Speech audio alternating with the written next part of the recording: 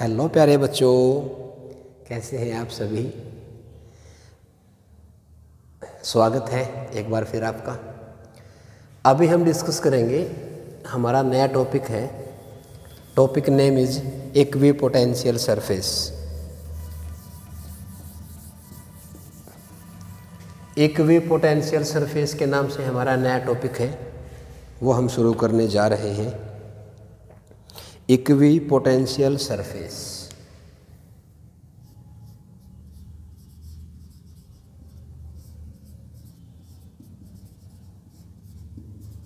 Equipotential surface.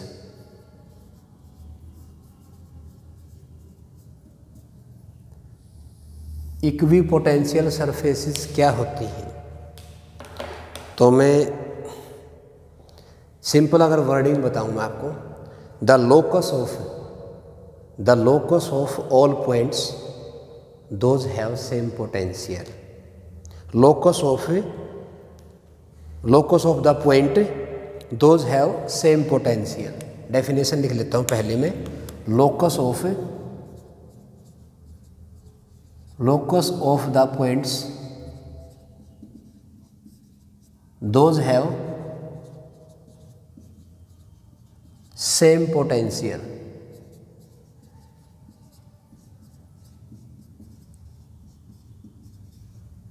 Same potential. Sir ये कैसे बताया आपने?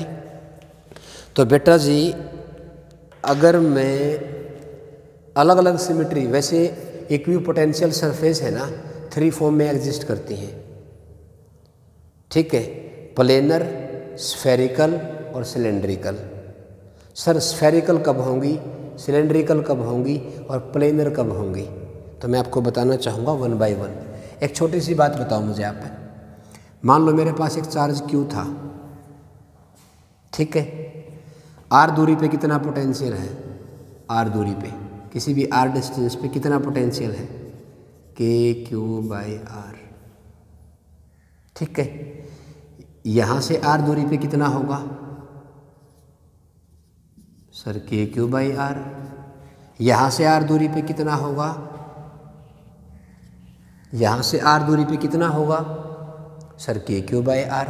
तो क्या करूँगा मैं, ये 1D 2D की 3D, यहाँ से जो फिल लाइन निकलती है पॉइंट चार्ज से, अगर ये पॉजिटिव चार्ज है तो फिल लाइंस क्या करेंगी? Radially outward up to infinity.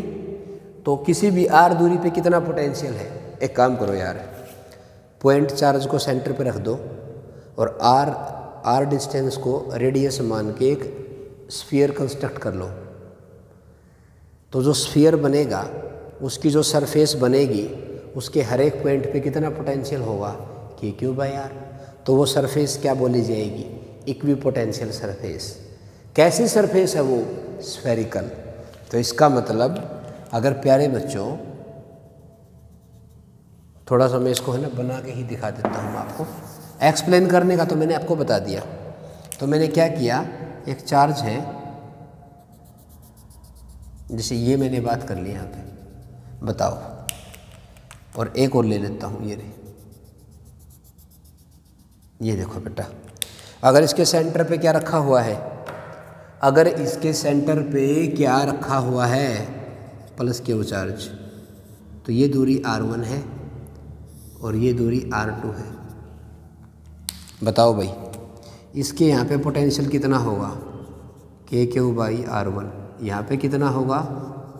KQ/R2। यहाँ पे कितना होगा? इस पे, छोटे वाले पे। तो ईच एंड एवरी पॉइंट, मान लो इसका नाम A रख दूँ, इसका नाम B रख दूँ, इसका नाम C रख दूँ, तो क्या लिखूँगा? V@A, V@B, V@C = KQ/R1। तो ये सरफेस क्या बोली जाएगी? ये इक्विपोटेंशियल सरफेस है।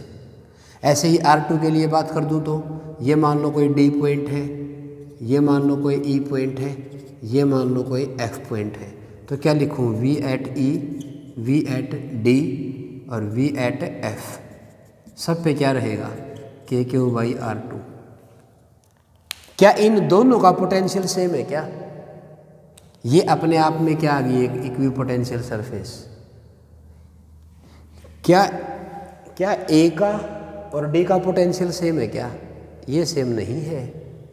इसके हर एक पॉइंट पे R1 रेडियस के जो स्फीयर बना है उसके हर एक पॉइंट पे पोटेंशियल कितना है, KQ/R1। और R2 सरफेस वाले पे, R2 रेडियस वाले स्फीयर की सरफेस पे वो उनका अलग है। तो इनको बोलते हैं इक्विपोटेंशियल सरफेसेस। इसको और इसको क्या बोलेंगे, क्या बोलेंगे प्यारे बच्चों? Spherical equipotential surfaces. तो एक बात यहाँ से निकल के आती है, अगर मेरा चार्ज पॉइंट चार्ज है, if a charge is a point charge, then the nature of equipotential surface कैसी होंगी, स्फेरिकल। तो इसका मतलब अगर पॉइंट चार्ज है, पहला है ये पॉइंट मेरा, अगर कैसा चार्ज है बेटा, अगर पॉइंट चार्ज है तो किस टाइप की इक्विपोटेंशियल सरफेस वो जनरेट करेगा? सर वो तो स्फेरिकल जनरेट करेगा। क्या मेरी बात आपको क्लियर है प्यारे बच्चों? अगर पॉइंट चार्ज है तो कैसी सरफेस बनाएगा वो? Spherical equipotential surface. अच्छा एक बात और बताओ छोटी सी, मैं बात करता हूँ R1 वाले को लेके, या R2 को भी लेके बात कर सकते हो आप, कोई दिक्कत नहीं है। मैंने एक चार्ज को रख दिया यहाँ पे, कहाँ पे, Q0 को A पे, और मुझे उसको लेके जाना है C पे। मुझे कहाँ से कहाँ लेके जाना है उसको, कैसे भी लेके चले जाओ आप लोग। इक्विपोटेंशियल सरफेस पे A है, इक्विपोटेंशियल सरफेस पे C है, तो मुझे वर्क डन करना है। मैं यहाँ लिख दूंगा प्यारे बच्चों, मुझे करना work done in moving charge from A to C। तो फॉर्मूला क्या होता है प्यारे बच्चों? फॉर्मूला क्या होता है? V final minus V initial equal to, formula क्या होता है वर्क डन का? ये तो उसके लिए आ जाएगा, U final minus U initial equal to किसके बराबर होता है? Work done. और यहाँ पे अगर माइनस लगा दूंगा तो कंजर्वेटिव हो जाएगा, बता चुका हूँ प्यारे बच्चों ये, ठीक है ना। तो यहाँ से अगर मैं इसको मैनेज करता हूँ, अगर मैं V final minus V initial equal to क्या लिखूँ यहाँ पे, E डॉट dr, और ये वर्क डन ही तो है, वर्क डन ही तो है। वर्क डन का पोटेंशियल डिफरेंस का फॉर्मूला क्या होता है बेटा? पोटेंशियल डिफरेंस किसके बराबर होता है? V final minus V initial equal to work done ही तो होता है, किसको लेके आने के लिए? किसी भी चार्ज को। तो पोटेंशियल डिफरेंस कहाँ से कहाँ का? V फाइनल यानी कि कहाँ का? VC। इनिशियल कहाँ का? VA। किसके बराबर आएगा? Work done by Q0। अगर मुझे कंजर्वेटिव का लिखना है तो मैं यहाँ पे नेगेटिव लगा दूंगा, बाई Q0 कंजर्वेटिव। तो प्यारे बच्चों ये दोनों तो बराबर है, ये देखो, इसका मतलब अगर ये 0 हो जाएगा तो वर्क डन भी किसके बराबर आ जाएगा? 0 के बराबर आ जाएगा। तो conclusion is that on moving a charge on if we move a charge on equipotential surface from one point to another point, तो हमेशा वर्क डन किसके बराबर आएगा? 0 के बराबर आएगा, ठीक है ना। तो यहाँ पे दो बातें सबसे मेन आई है हमारे सामने। पहला, अगर मेरा अगर पॉइंट चार्ज है तो कैसा इक्विपोटेंशियल सरफेस बनेगा? स्फेरिकल। दूसरा, अगर मैं किसी चार्ज को उस सरफेस से एक पॉइंट से दूसरे पॉइंट पे लेके जाऊंगा तो मुझे कितना वर्क डन करना पड़ेगा? सर 0। क्या मेरी बात क्लियर है? ठीक है। अच्छा एक बात और सुनो छोटी सी, इसी में बता दूंगा मैं सभी के बारे में। अगर ये प्लस चार्ज है तो इलेक्ट्रिक फील्ड लाइंस कैसे ओरिजिनेट करेंगी? Radially outward. Radially outward. तो इस सरफेस को कैसे क्रॉस करेंगी प्यारे बच्चों? परपेंडिकुलरली। कैसे क्रॉस करेंगी? परपेंडिकुलरली, यानी कि ऐसे। अगर मैं ग्रीन मार्कर यूज कर रहा हूँ इसको बताने के लिए, ये देखो पॉजिटिव चार्ज से लाइन कैसे जा रही है? Radially outward, radially outward. ये देखो, बोलो प्यारे बच्चों। अब ध्यान से देखना, ये जो लाइन मैंने दिखाई है, आप देखो सरफेस को कैसे क्रॉस कर रही है। बोलो प्यारे बच्चों, सरफेस को कैसे क्रॉस कर रही है? परपेंडिकुलरली। तो आप क्या बोलोगे? इलेक्ट्रिक फील्ड लाइंस ट्रेवल या पेनिट्रेट या क्रॉस किसको? इक्विपोटेंशियल सरफेस को। कैसे? परपेंडिकुलरली। तो 3 पॉइंट बता दिए मैंने आपको। पहला पॉइंट, अगर चार्ज है पॉइंट तो सरफेस कैसा? स्फेरिकल। उस स्फेरिकल सरफेस पे एक पॉइंट से दूसरे पॉइंट पे अगर मैं चार्ज को लेके जाऊंगा तो मुझे कितना कार्य करना पड़ेगा? सर 0। और third, electric field lines equipotential surface को कैसे पेनिट्रेट करती है? Sir perpendicularly. क्लियर है मेरी बात? ठीक है, रफ कर दूं भाई? आ गया ना समझ में? ठीक है। अगर मेरा चार्ज का नेचर अलग होगा तो मेरे इक्विपोटेंशियल सरफेस का नेचर भी अलग हो जाएगा। अगर मैं कांस्टेंट इलेक्ट्रिक फील्ड की बात करूं तो लाइंस कैसे आएंगी? पैरेलल टू ईच अदर, यानी कि ऐसे। अगर मैं कांस्टेंट इलेक्ट्रिक फील्ड की बात करता हूं, कांस्टेंट इलेक्ट्रिक फील्ड की बात करता हूं, ऐसा फील्ड जिसके हर एक पॉइंट पे फील्ड की ताकत सेम होती है, उसको बोलते हैं कांस्टेंट और यूनिफॉर्म इलेक्ट्रिक फील्ड। ऐसे मान लेता हूं प्यारे बच्चों में, ऐसे मान लेता हूं मैं, ऐसे मान लेता हूं मैं, ऐसे मान लेता हूं मैं। अब मैंने कुछ पॉइंट ले लिए ऐसे, एक यहाँ पे, एक यहाँ पे और एक यहाँ पे, और एक यहाँ पे ले लेता हूँ, एक यहाँ पे और एक यहाँ पे। तो क्या करूँ?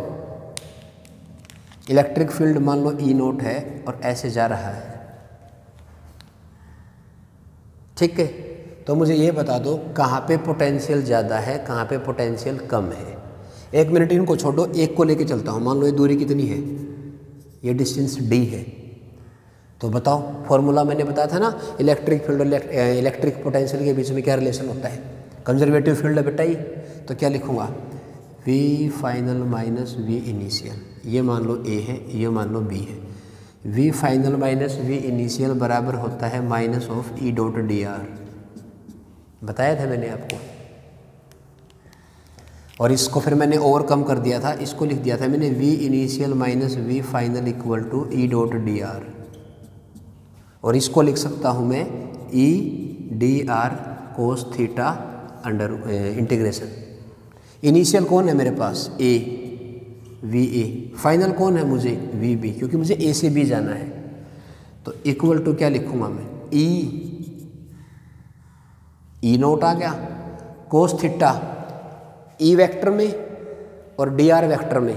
DR किधर है? A से B, B से A। सर A से B होगा, तो E वेक्टर में और DR वेक्टर में कितना एंगल है? 0। कोस 0 1, तो ये 1 आ जाएगा। और ये कितना आ जाएगा? DR की पूरी वैल्यू कितनी है? D, तो ये D आ जाएगा। तो ये पॉजिटिव आया कि नेगेटिव आया? पॉजिटिव आया कि नेगेटिव आया? सर पॉजिटिव आया। इसका मतलब ये डिफरेंस पॉजिटिव है।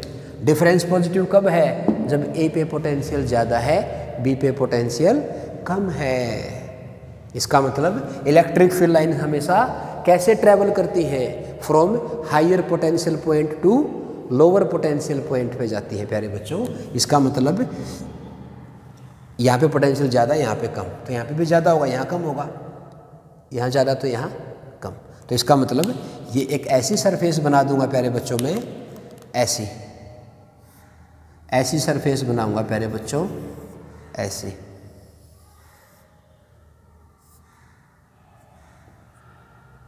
ऐसे, और ये ऐसे ऐसे ऐसे ऐसे। अब ये जो प्लेन आपको दिखाई दे रहा है ना, ये प्लेन दिखाई दे रहा है ना, ये पॉइंट है, ये है, ये है, जितने भी पॉइंट आएंगे इस प्लेन में उन सब का पोटेंशियल क्या होगा, VA यानी कि सेम होगा। और इस वाले का सब का सेम होगा, बराबर नहीं होगा प्यारे बच्चों। इसका मतलब यहाँ पे अगर इन दोनों में मैं कंपेयर करूँ तो कहाँ का पोटेंशियल ज़्यादा है, A का, कहाँ का कम है, B का। तो इलेक्ट्रिक फील्ड हमेशा कैसे ट्रैवल करती है, higher potential to lower potential. कैसे मूव करती है बेटा, higher potential to lower potential. और ये दोनों सरफेस कैसी आ जाएंगी, इनको बोलते हैं प्लेनर इक्वी पोटेंशियल सरफेस। अगर इन्फिनिटी पे मेरा चार्ज है या यूनिफॉर्म इलेक्ट्रिक फील्ड है तो वहाँ कैसी इक्वी पोटेंशियल सरफेस बनेगी, प्लेनर वाली। कैसी प्यारे बच्चों, प्लेनर इक्वी पोटेंशियल सरफेस बनेगी। और एक लास्ट बच गया मेरा, अगर मेरे चार्ज का डिस्ट्रीब्यूशन कैसे है, लीनियर, यानी कि ऐसे। अगर लीनियर चार्ज डिस्ट्रीब्यूशन है ऐसे, किसी लाइन पे चार्ज अगर डिस्ट्रीब्यूट कर रहा है ऐसे, लैम्डा कूलम पर मीटर से, तो इक्विपोटेंशियल सरफेस कैसी होंगी, सिलेंड्रिकल होंगी। कैसे बेटा, ऐसे।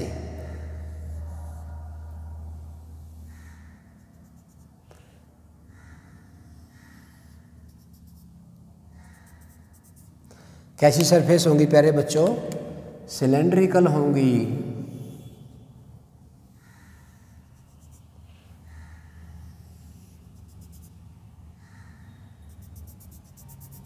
ऐसे होंगी। और फिल लाइंस कैसे जाएंगी, फिल लाइंस ऐसे जाएंगी बेटा, परपेंडिकुलरली क्रॉस करेंगी, ऐसे जाएंगी प्यारे बच्चों, परपेंडिकुलरली क्रॉस करती हुई, ऐसे सिमेट्रिकली इधर भी जाएंगी वो।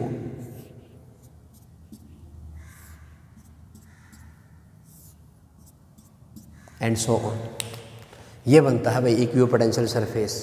कैसी सरफेस है प्यारे बच्चों,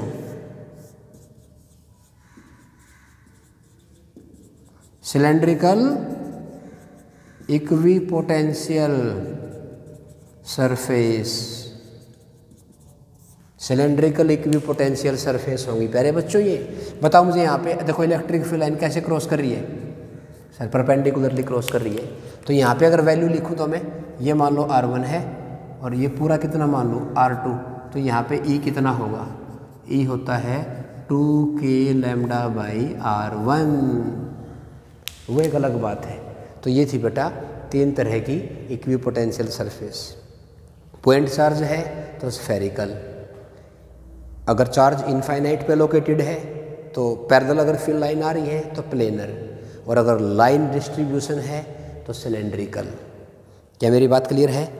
एक दो क्वेश्चन डिस्कस कर लेते हैं फिर इस सेशन को पूरा करेंगे आज की, ठीक है। मान लिया। और हाँ, 3 पॉइंट सबसे मेन है प्यारे बच्चों। सबसे पहला पॉइंट, इलेक्ट्रिक फील्ड लाइन्स हमेशा कैसे ट्रैवल करती है, हायर पोटेंशियल से लोअर पोटेंशियल पे। दूसरा, electric field lines equipotential surface को कैसे पेनिट्रेट करती हैं, परपेंडिकुलरली। और तीसरा, किसी भी चार्ज को अगर मैं मूव करवाऊंगा तो जो वर्क डन होगा, work done in moving a charge from one point to another point on a single equipotential surface is always equal to 0, always equal to 0। चलो एक एग्जाम्पल डिस्कस करता हूँ मैं। एग्जाम्पल क्या है बेटा, एक इक्विपोटेंशियल सरफेस ये है, एक ये है और ये एक ये है, ठीक है। ये गिवन है बेटा और ऐसे दे रखा है, मान लो ये 0 वोल्ट है, ये 10 वोल्ट है और ये 20 वोल्ट है। तो बताओ ई कैसे क्रॉस करेगा, ऐसे कि ऐसे? बताया है मैंने, कैसे क्रॉस करेगा, ऐसे क्रॉस करेगा, परपेंडिकुलरली भी और हायर पोटेंशियल से लोअर पोटेंशियल की तरफ। ये इलेक्ट्रिक फील्ड लाइन है बेटा। उसके बाद इन्होंने क्या किया, अगर ये सेपरेशन कितना है, 10 सेंटीमीटर का है, तो बताओ मुझे इलेक्ट्रिक फील्ड की वैल्यू बताओ कितनी होगी। इलेक्ट्रिक फील्ड की वैल्यू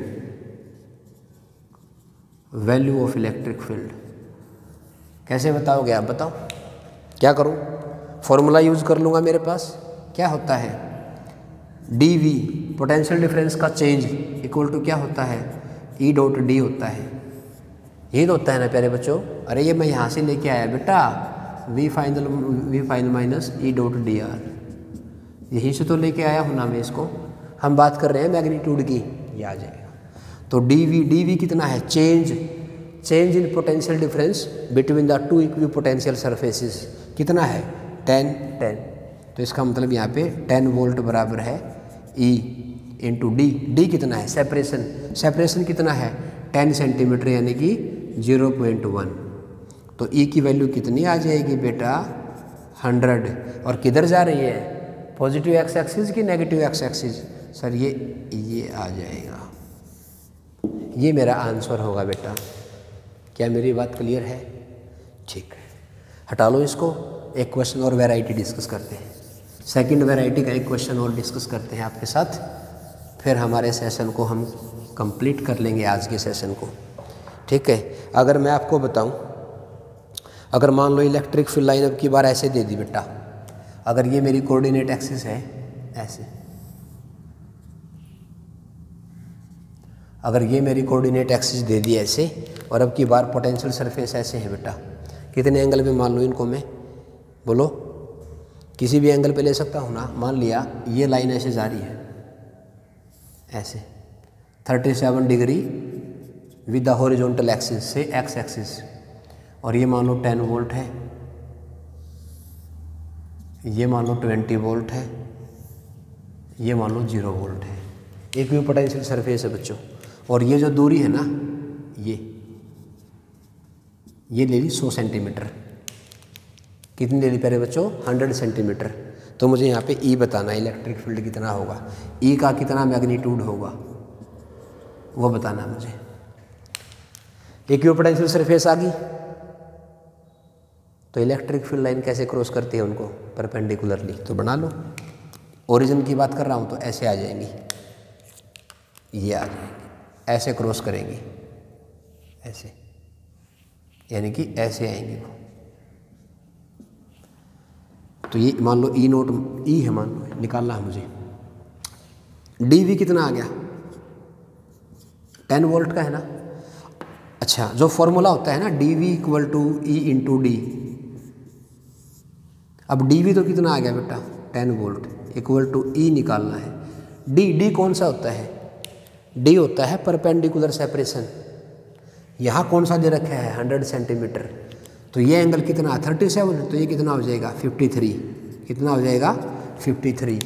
तो इसका मतलब अगर ये 100 है और ये ऐसे है, ये एंगल कितना है? 53। तो मुझे तो ये वाली दूरी निकालनी है ना, तो क्या ले लूँगा मैं इसका? इधर कोस कंपोनेंट ले लूँगा। तो 100 डी किसके बराबर आ गया? 100। बोलो प्यारे बच्चों, 100 का मतलब कितना हो गया? 1 मीटर ही तो है। अगर मैं SI में लिखूँगा तो चलो लिख लो यहाँ पे 100 कोस 53, यानी कि ये तो 1 मीटर है ना, इंटू ये कितना आ जाएगा? कोस 53 3/5, यानी कि ये मेरा आंसर यहाँ पे पुट करूँगा 3/5। तो ए की वैल्यू कितनी आ जाएगी? 50/3, ये आ जाएगी बेटा। न्यूटन पर कूलम या वोल्ट पर मीटर। बोलो प्यारे बच्चों, ठीक है, ये आ गया। कर लोगे इसको पक्का? चलो एक क्वेश्चन और बोल दूं मैं आपको, अच्छे वाला एक बढ़िया सा क्वेश्चन बोल दूं, अगर आप कहो तो बोल दो सर। पक्का ट्राई कर लोगे? ठीक है, एक क्वेश्चन मैं आपको बोलता हूँ। हालांकि ये एक भी पोटेंशियल सरफेस से नहीं है, ये वैसे ही है, ई और वी के बीच में रिलेशन को लेके है। मान लिया, रुक जाओ, मान लिया, चलो बेटा आज के सेशन में इतना ही डिस्कस करेंगे हम, ठीक है। हालांकि मैं क्वेश्चन आपको बोल देता हूं। तो क्वेश्चन ये है प्यारे बच्चों, मेरा क्वेश्चन ये है, अगर ऐसे इलेक्ट्रिक फील्ड लाइन्स दे दी, अगर ऐसे इलेक्ट्रिक फील्ड लाइन दे दूं मैं, ऐसे अगर मैं ऐसे इलेक्ट्रिक फील्ड लाइन दे दूं आपको, ऐसे 45 डिग्री पे, अगर ये अगर ऐसे इलेक्ट्रिक फील्ड लाइन है बेटा, ये इलेक्ट्रिक फील्ड लाइन दे दी मैंने ऐसी, ठीक है, ई नोट कितने एंगल पे है with x axis, x axis के साथ कितना एंगल बना रही है 45 डिग्री। और दो पॉइंट ले लेता हूं मैं, ए और ये बी, ए और ये बी, और ए पॉइंट के कोऑर्डिनेट है 1,2 और बी के कोऑर्डिनेट है 4,6। ठीक है, बोलो प्यारे बच्चों। तो पोटेंशियल डिफरेंस निकालो V A minus V B कितना होगा। मेरे क्वेश्चन को ध्यान से सुनने और समझने की कोशिश करो, बहुत शानदार क्वेश्चन है प्यारे बच्चों। ये मैंने क्या दे दिया, इलेक्ट्रिक फील्ड लाइंस ने एक्स एक्सिस के साथ कितना एंगल बनाया 45 डिग्री का, और उस फील्ड के अंदर दो पॉइंट दे दिए ए और बी। ए पे कितना, ए के कोऑर्डिनेट क्या है 1,2, बी के कोऑर्डिनेट 4,6। तो ए से बी का पोटेंशियल डिफरेंस बताओ मुझे। तो क्या करेंगे हम, पहले मुझे ई को लिखना पड़ेगा इसमें। मैं वेक्टर का जो फॉर्मेट है ना वो यूज़ कर रहा हूँ। तो ई को क्या लिखूँगा मैं लिखूँगा ई क्या होता है बेटा, ऐसे लिखते हैं ना, ई x I cap plus E Y J cap, यही तो होता है। तो यहाँ पे अगर ई की वैल्यू ई नोट है तो ई एक्स किसके बराबर लिखूँ, ई एक्स लिखूँगा मैं कोस कंपोनेंट बेटा, इसका इधर कोस ले लूँगा तो कितना आ जाएगा ई नोट बाई √2, और ई वाई भी कितना आ जाएगा, ये भी सर ई नोट बाई √2 आ जाएगा। इसका मतलब ई की वैल्यू तो मेरी कितनी आ गई, वेक्टर की फॉर्म में अगर लिखूँगा मैं लिखूँगा E naught by √2 I cap plus E naught by √2 J cap. और मेरा वेक्टर क्या लिखूँ, ए से बी से ए, सर ए से बी ऐसे, तो इसको क्या लिखूँगा मैं, तो मैं मेरा डी आर क्या लिखूँ, D R vector, D R क्या होता है, या आर वेक्टर लिख दो बेटा, X I cap plus Y J cap. वो क्या लिखूँगा मैं यहाँ पे, final minus initial 4 - 1 3 I cap plus 6 - 2 4 6 - 2 4 4 J cap equal to R vector. Formula use कर दो। अब तो क्या बनेगा फॉर्मूला, क्या लिखूँ, V initial minus we final equal to E dot D R का वेक्टर डॉट प्रोडक्ट। तो A minus B, V A minus V B बराबर है, ई की वैल्यू कितनी लिखूं प्यारे बच्चों, ई की वैल्यू कितनी लिखूं, sir E naught by √2 I cap, E naught by √2 J cap, dot product कर दूं किसके साथ, सर आर वेक्टर के साथ। आर की वैल्यू कितनी है 3 I cap plus 4 J cap. अब डॉट आपको पता है सेम क्वांटिटी का सेम के साथ डॉट प्रोडक्ट हमेशा 1 होता है। तो यानी कि V A minus V B बराबर है 3 E naught by √2 plus 4 E naught by √2। So finally we will conclude that 7 E naught by √2। क्या तुम्हें मेरी बात समझ में आई प्यारे बच्चों?